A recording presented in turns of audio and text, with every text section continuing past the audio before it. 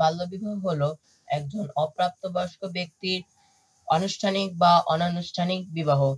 বাল্যবিবাহ ফলে বিভিন্ন সমস্যা সৃষ্টি হচ্ছে।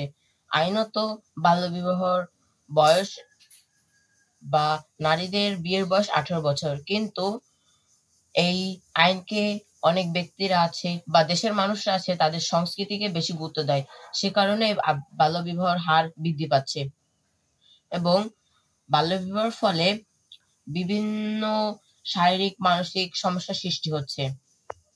এর কুফল সম্পর্কে কতটা জানেন? এর কুফল সম্পর্কে আমি যা জানি, বাল্যবিবাহর ফলে মাতৃমৃত্যুর হার বেড়ে যাচ্ছে, শিশুদের মৃত্যুর হার বৃদ্ধি পাচ্ছে এবং নারী শিক্ষা ব্যাহত হচ্ছে। মেয়েদের এত তাড়াতাড়ি বিয়ে দেওয়ার কারণ কিছু মানুষরা ভাবে যে মেয়েরা কাজে অক্ষম বা উপার্জনে অক্ষম। মেয়েদের তারা ভাবে যে মেয়েদের যৌতুক নেয়, আবার তাদের বিভিন্ন কারণে তাদের বাল্যবিবাহ দেওয়া হয় এবং এই বাল্যবিবাহ প্রতিরোধে আমাদের করণীয় যে মেয়েদের পথ চলা নিরাপদ করা, তাদের শিক্ষা, বাসস্থান এসবের ব্যবস্থা করে দেওয়া এবং তাদের সাহায্য করা। এবং সরকার যে পদক্ষেপ নিয়েছে যৌতুক বিরুদ্ধে বা শাস্তির বিষয় করেছে, এই বিষয়টাকে আমাদের বাস্তবায়িত করতে হবে। বাল্য বিবাহ হলে অবশ্যই একটা মেয়ের বিষয় যেটা হয়, মেয়ের তার জীবনের যে প্রতিটা মেয়ের যে ইচ্ছা থাকে সেটা থেকে সে বঞ্চিত হয়। এরপর সে যখন গর্ভধারণ করে তখন সে প্লাস তার সন্তানের মৃত্যুর ঝুঁকি বেড়ে যায়। এতে আমাদের দেশে শিশু মৃত্যুর হার বৃদ্ধি পায়। এরপর যখন সে যখন গর্ভধারণ করে তখন বিষয়টা এরকম হয় যে শিশুর কোলে শিশু এসে যায়, তখন দেশের সম্পদটা অবশ্যই একটা নষ্ট হয়। আর এতে যে মা শিশুটা পরবর্তী জীবনে সে সবসময় অসুস্থ দুর্বল, সে কখনো সে স্বাভাবিক জীবন যাপন করতে পারবে না, সে অলওয়েজ অসুস্থই থাকবে। স্বাভাবিকভাবে বলা হয় যে শিশুরাই আগামীর ভবিষ্যৎ, তো আমাদের একটি ভবিষ্যৎ নষ্ট হয়ে যায়। সে হয়তো বড় হয়ে লেখাপড়া করে নিজের পায়ে দাঁড়িয়ে দেশের উন্নয়ন চাকরিতে অংশ নিতে পারতো, কিন্তু তার এই আগে বিয়ে হওয়ার জন্য বা বাল্য বিবাহের কারণে সে সেটা পারতেছে না। সো এটা চাই যে বাল্য বিবাহ যেন রোধ থাকে।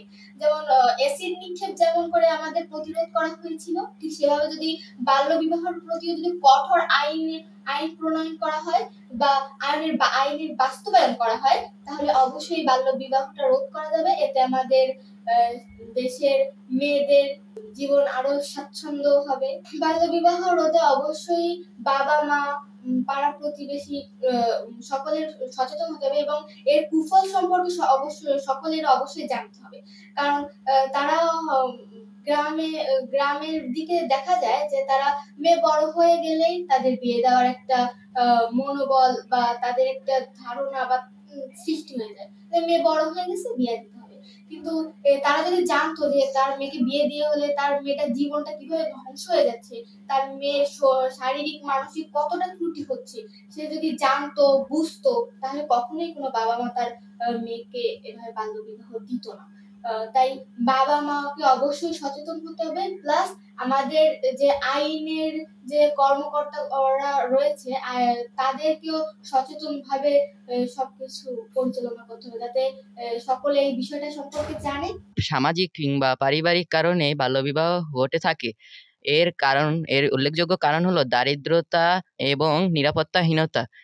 বাল্যবিবাহর কারণে যে সকল ক্ষতি সাধন হতে পারে ব্যক্তিদের মধ্যে, তা বেশি বেশি করে পোস্টার কিংবা প্ল্যাকার্ডে প্রচার করব। এছাড়াও বাংলাদেশ সরকারের বাল্যবিবাহ সম্পর্কে যে সকল আইন প্রণয়ন করা হয়েছে তা মানুষের ভিতরে বিশেষভাবে প্রচার করব। বাল্য বিবাহের কুফল অসীম। কারণ দেখো, আজকে যখন একটা মেয়ের বাল্য বিবাহ হয়ে যাচ্ছে, তখন এটা সাধারণত আমাদের পারিবারিক দিক থেকেই হয়। যে ধরো যে দাদা দাদি বা নানা নানির একটা শখ থাকে যে নাতি পুতির বিয়ে দেখে যাবে, এই যে একটা ধারণা তাদের মধ্যে, সেই ধারণা থেকে হচ্ছে তাদের বিয়েটা দিয়ে দেওয়া হয়। এবং এই বিয়ে দেওয়ার ফলে একজন শিশু যখন তার গর্ভধারণ হয়, যখন সে নিজে এটাকে টেক কেয়ার করতে পারে না এবং তার সন্তান যখন প্রসব হয়, তখন তার মৃত্যু ঝুঁকি থাকে। এমনকি সে মারও মৃত্যু ঝুঁকি থাকে। আর যদি তারা বেঁচেও যায় তাহলে সেই শিশু হবে ক্ষীণ এবং সে মা হবে খুবই অসুস্থ এবং সারা জীবনেও তার এই রোগ সারার ঠিক হবে কিনা তা নিয়ে যথেষ্ট সন্দেহ আছে। একটা দেশের সম্পদই কিন্তু সেই দেশের শিশুরা, আর শিশুরা যদি আজকে স্কুল থেকে বলো বা বিভিন্ন শিক্ষা প্রতিষ্ঠান থেকে ঝরে যায় তাহলে একটা দেশের উন্নতি কখনোই সম্ভব না।